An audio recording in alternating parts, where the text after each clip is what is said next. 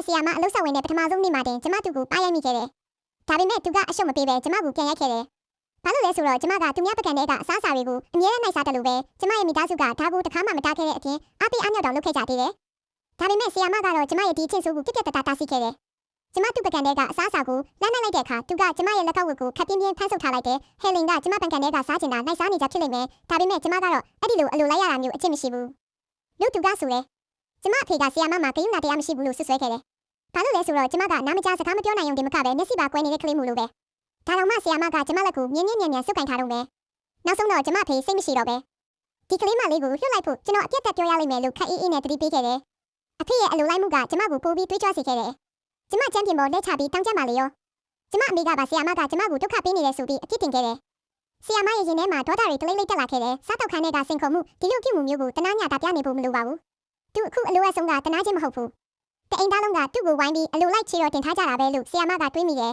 ။ဒီကိစ္စမှာဝင်မပါကြပါနဲ့။ဟယ်လင်ကိုအလိုလိုက်နေတာဟာတကယ်ကိုအမားယွင်းအသေးဖွဲလေးမဟုတ်ဘူးလို့ပြောပြီးကျမမိသားစုရဲ့အတိုင်းထက်အလုံးအလိုလိုက်မှုတွေကကျမကိုဒီလောက်အထိခေါင်းမရိုင်းဆိုင်စေတာလို့သူကမိဘတွေကိုပြစ်တင်ဝေဖန်ခဲ့တယ်။ဘသူကမှအာနာမနေပဲဆီယာမကကျမမိသားစုတစ်ခုလုံးကိုစားတော့ခန်းထဲကထွက်သွားဖို့တောင်းဆိုပြီးတကားကိုချက်ထိုးပစ်ပစ်လိုက်တယ်။အဖေကတော့အပြင်ကနေဆီယာမကိုအာနာရှင်ဆန်လှချီလာလို့အော်ဟစ်ဆဲဆိုနေခဲ့တယ်။ဒါပေမဲ့ဒီမျိုးသမီးဟာကျမရဲ့ဘဝတစ်ခုလုံးကိုပြောင်းလဲပြစ်လိုက်မယ်လို့အဖေလုံးဝမထင်ထားခဲ့ဘူး။မိသားစုဝင်တွေထွက်သွားပြီးနောက်ကျမအစားအစာတွေကိုထပ်နိုင်ဖို့ကြိုးစားပြန်တယ်။ဆီယာမကပကံကိုချက်ချင်းပဲအဝေးကိုရွှေ့လိုက်တယ်။ဥပိ္ပခါပြုခံလိုက်ရတာကကျမရဲ့ရင်ထဲကဒေါသမီးကိုပုံမူတောက်လောင်စေခဲ့တယ်။ကျမကျမ်းပြင်ပေါ်လက်ချပြီးမူယိုအော်ဟစ်တော့တာပဲ။ဒါပေမဲ့ဆီယာမကဂယုမဆိုင်ပဲသူ့ဘာသာသူဆက်စားနေခဲ့တယ်။အဲ့ဒီနီးလမ်းမအောင်မြင်တဲ့အခါကျမသူ့လက်မောင်းကိုဆွဲကင်ပြီးစပွဲပေါ်ကအစားအစာတွေကိုလူဖို့ကြိုးစားပြန်တယ်။ဆီယာမရဲ့သဘောထားကပြတ်သားနေလုံးပဲ။ကျမရဲ့ရင်ထဲမှာဒေါသတွေပောက်ကွဲထွက်သွားပြီးလက်မြောက်ကသူ့ကိုရိုက်ပစ်လိုက်တယ်။သူကလည်းကျမကိုကဲဟိုက်တယ်။ပါရိုက်တန်တွေဟာလေထုထဲမှာဟင်းကနေမြည်သွားပြီးအခန်းတစ်ခုလုံးပောက်ကွဲတော့မဲ့အတိုင်းအခြေအနေတင်းမာသွားခဲ့တယ်။ကျမတို့နှစ်ယောက်နိုင်ဝက်လောက်အပြန်အလှန်ခြေတင်ဖြစ်နေခဲ့ကြတယ်။ကျမဒေါသကြီးနဲ့စပွဲကိုထုရိုက်မိတယ်။ပထမဆုံးအကြိမ်ဖြစ်သူဟာကျမနိုင်ချင်းလို့ရမယ်လို့မဟုတ်ဘူးဆိုတာကိုသဘောပေါက်သွားခဲ့တယ်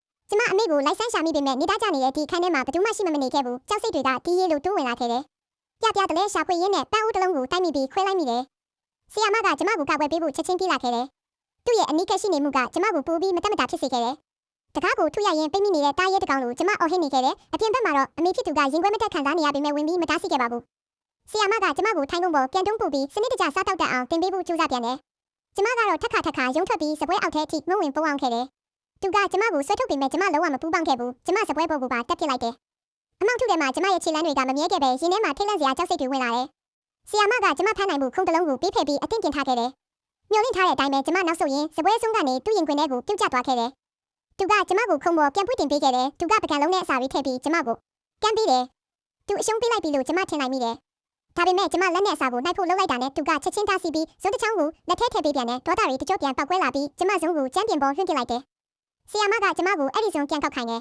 ။ကျမခုံကိုကြောက်ဆောင်တစ်ခုလိုမြင်းဆုပ်ကင်ပြီးပြန်ထိုင်နေလိုက်တယ်။မရင်မတွက်နိုင်တဲ့အပြန်အလှန်ရုန်းကန်မှုတွေပြီးနောက်ဆုံးတော့သူကကျမလက်ကိုကင်ပြီးအစားတလုပ်ကျွေးနိုင်ခဲ့တယ်။ဒါပေမဲ့သူစိတ်အေးလက်အေးတပြေးမချနိုင်ခင်မှာတင်ကျမကအဲ့ဒီအစားအစာတွေကိုသူ့မျက်နှာတက်တက်စီထွေးထုတ်ပစ်လိုက်တယ်။ကျမရဲ့ရင်ထဲကအခါလိုစိတ်တွေပုတ်ပွက်ဆူလာတယ်လို့ဆီယာမရဲ့ဒေါသတွေကလည်းနောက်ဆုံးမှပောက်ကွဲထွက်သွားခဲ့ပါတော့တယ်